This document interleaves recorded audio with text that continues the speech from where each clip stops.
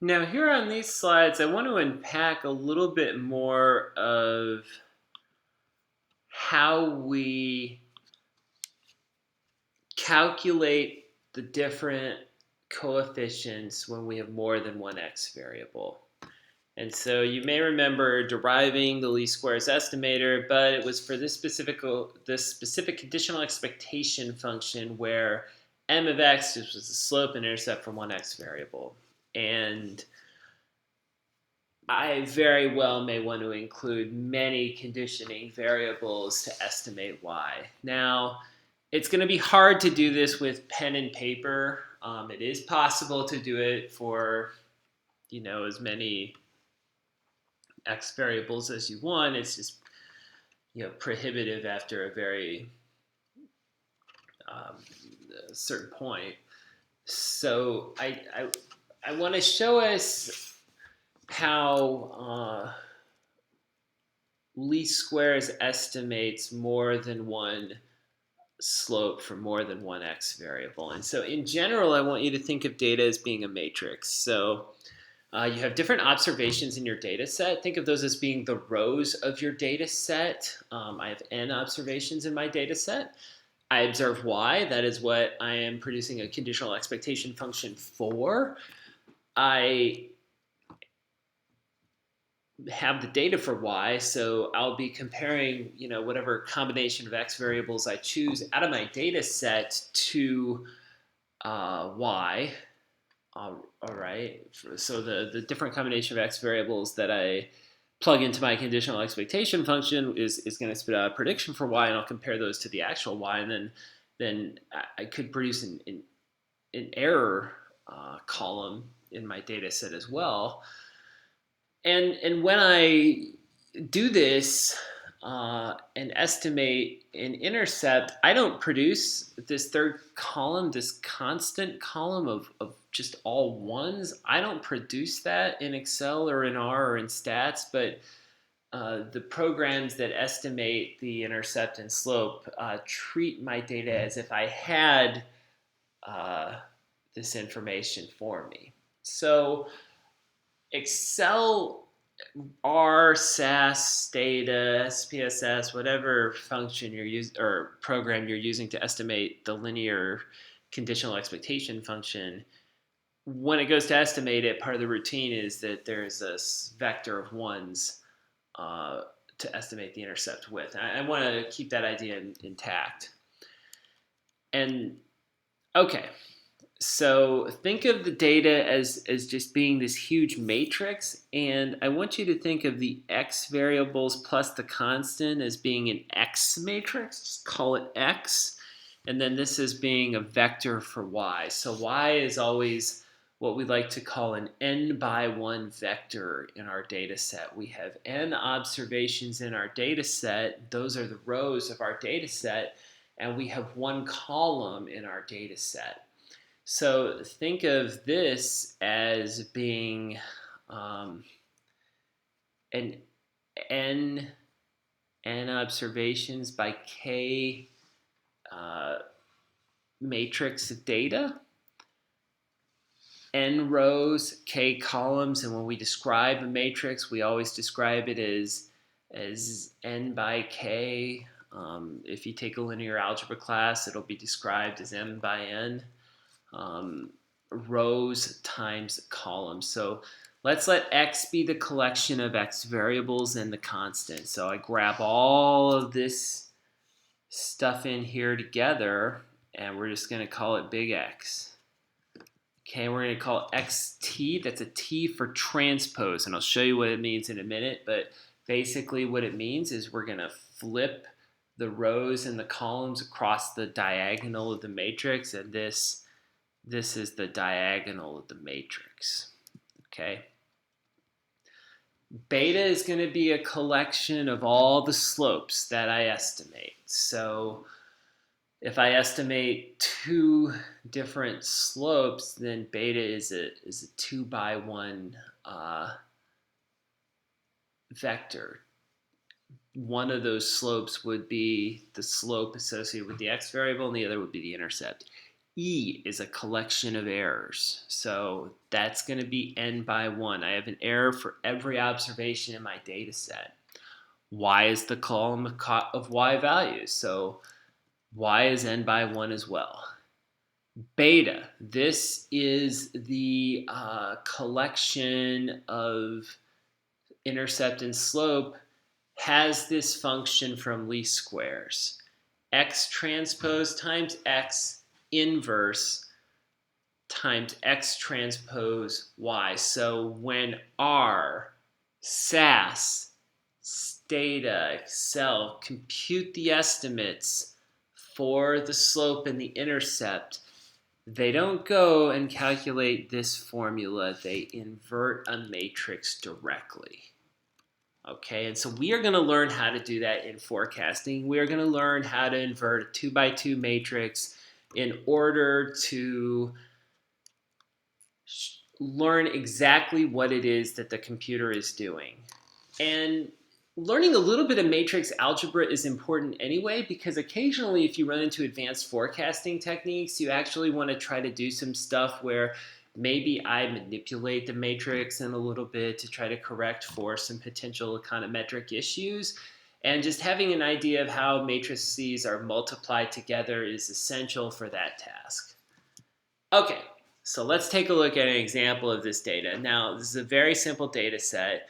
We're, again, just going to be doing bivariate regression. We're not going to worry about having more than one x variable. But here I just have 4 values for y. I have 4 data points in the data set, 3, 7, 9, and 12.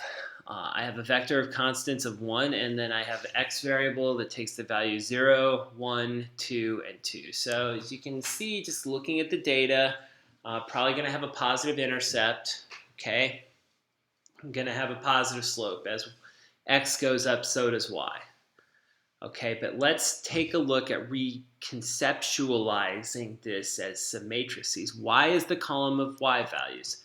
Y, 3, 7, 9, 12. 4 rows times 1 column. X is the collection of x variables and the constant. 1, 1, 1, 1, 0, 1, 1, 0, 1, 2, 2. And the X transpose, and this should have a 2 in it. I believe it has a 2 in it on the next slide. Yeah, I just forgot to put it in there. We flip the X column across the diagonal. So I create a new matrix where the first column is the first row of the matrix and the second column is the second row of the matrix. Okay, so to summarize, constant, data, transpose. I have the first column becomes the first row, the second column becomes the second row, etc. So I changed the matrix here from being a 4 by 2 matrix to being a 2 by 4 matrix. Now, you may have noticed that on this slide, I'm going to try to multiply these matrices together. So I want to show you how to multiply matrices together. And you may have also noticed that there was something called the inverse of the matrix. So the inverse of a matrix is a matrix that when you multiply the original matrix by its inverse, you get what's called an identity matrix of 1, 0, 0, 1, or you have 1s on the diagonal and 0s everywhere else. Okay, so how do we multiply matrices? Well, we're going to go row element by row element, and we're going to add up. So we start with the top row and multiply by the left column. That's the first element of our new matrix. Then we just keep going by row and column until we get done. So just as a summary, the number of columns of the first matrix must equal the number of rows of the second matrix, and order matters. So here, when I multiply X transpose times X, I have 4 columns in X transpose, that goes first, 4 rows in X, that goes second. The new matrix will have 2 rows and 2 columns. Okay, so let's try it out. How do we multiply matrices? Here's X transpose X. X transpose is this first matrix. X is this second matrix. I multiply to get the first element, the first row of X transpose times the first column of X. And I go element by element. So the first element of X transpose is 1. I multiply it times 1. The second element is 1. I multiply it times 1. Then I'm going to add together. The third element is also 1. I multiply by 1. The fourth element is 1. I multiply by 1. So I'm multiplying 1 times 1. First element times first element. Second element times second element. Third element times third element. Fourth element times fourth element. The number of columns in the first matrix have to equal the number of rows in the second matrix. Otherwise, one matrix has one element or two elements too many. Okay, I do that, I get 4. That is the first element of my new matrix. First element of the new matrix. So you can see this 4 that I produced goes into X transpose X. Now, I still have the first row, so I finish all the rows first. First row times second column. I have 1 times 0, which is 0. I have 1 times 1, which is 1. I have 1 times 2, which is 2. So I end with 1 in the X transpose matrix times 2 in the X matrix, and I get 5. So I have 5 in the second element of the first row. I'm done with the first row of X transpose, which means I'm also done with the first row of X transpose X. Now I go to the second row, 0, 1, 2, 2. So I have 0 times 1, 1 times 1, 2 times 1, 2 times 1. 0 plus 1 plus 2, that's 3, plus 2 times 1, that should be a 2 times 1, sorry, that's 5. 5, so I should get 5 for the second one. Now the last one, 0 times 0 plus 1 times 1, 1, plus 2 times 2, 5, plus 2 times 2 again, 9. So I have a new matrix of 4, 5, 5, 9. 4, 5, 5, 9. That is X transpose times X. Okay. To invert the matrix, what we do is we calculate a determinant. The determinant lets us know if any rows are perfect linear relationships of another. So if you're trying to solve a system of equations and you have x plus 2y is equal to 4, and then you have 2x plus 4y is equal to 8, there's no solution because the second equation is obtained by multiplying the first times 2. And so I don't have enough variation. I have 2 parallel lines. And so in order to find a solution, the lines need to intersect. So if the determinant is 0, the lines don't intersect. The determinant of a 2 by 2 matrix, I take the diagonal, multiply times the off minus the off diagonal. So A and D are on the diagonal of the matrix. B and C are off the diagonal, and the determinant is 1 over AD minus BC. So here, in X transpose X, the diagonal is 4 times 9, that's 36. The off diagonal is 5 times 5, that's 25. The determinant is 1 over 36 minus 25, 1/11. We then invert the matrix by flipping the diagonal elements, so D goes on top, A goes on the bottom, and making the off diagonal negative. So once we do that, this new matrix, when we multiply it times X transpose X, will yield 1 on the diagonals and 0 on the off diagonals. So we have 1/11 times 9, 9/11, 1/11 times 5/11, and you can just multiply the scalar through the matrix. Minus 5/11, we have minus 5 times 1/11, minus 5/11, and 4/11.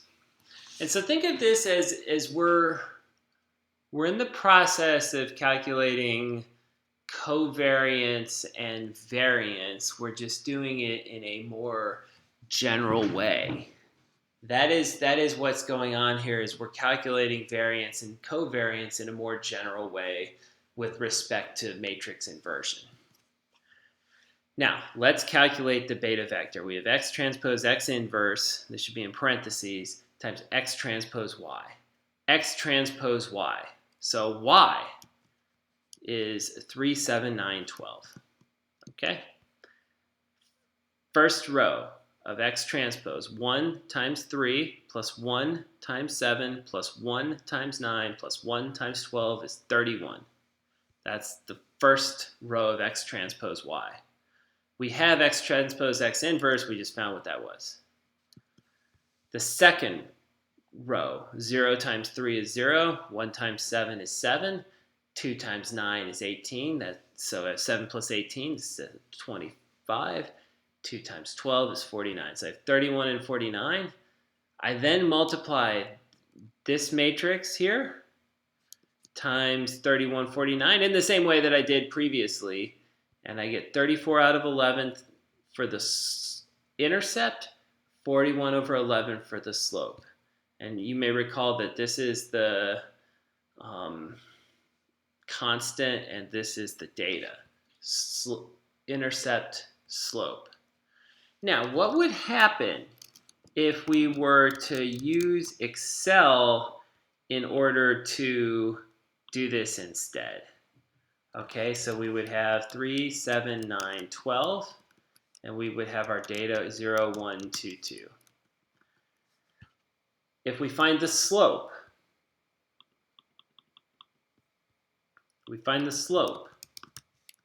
we can do that by the correlation coefficient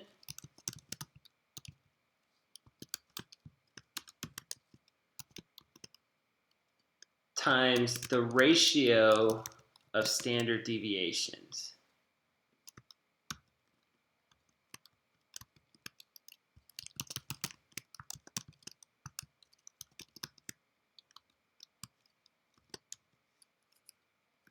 This is the slope of the line. Note that that is equal to 41/11. The upside of this is pretty clear, however. It didn't matter how many columns we had in the matrix. So I did it for 2, but the number of columns of the matrix was not an argument of the matrix multiplication. So this is how we can find a vector of different slopes. This is how Excel and R and SAS and Stata do it. Excel has some trouble with this actually. So because Excel is not really designed to invert matrices, in Excel what you have to do is move all the columns next to each other that you want for matrix inversion, because Excel doesn't have the processing capacity to skip columns in inverting the matrix. So it's kind of an issue there. All right, so the intercept. I take the mean of y, that's the average of those numbers, minus the slope, which was B6, times the average of B1 to B4. That's the intercept. Matrix operations, do they give us the same thing? Yes, they do. If we take a look at 34 over 11, it's the same. So if you were to use the formulas for beta 0 and beta 1, you would get the same thing. I am going to have you try something very similar to what we did in the matrix multiplication. I'm going to have you use both matrix multiplication and the intercept and slope formula to find the intercept and slope of a line. And then we are going to make some predictions and examine the errors in the next week or so, just to get a feel for how the standard error of the slope and the intercept are calculated for the purposes of this class.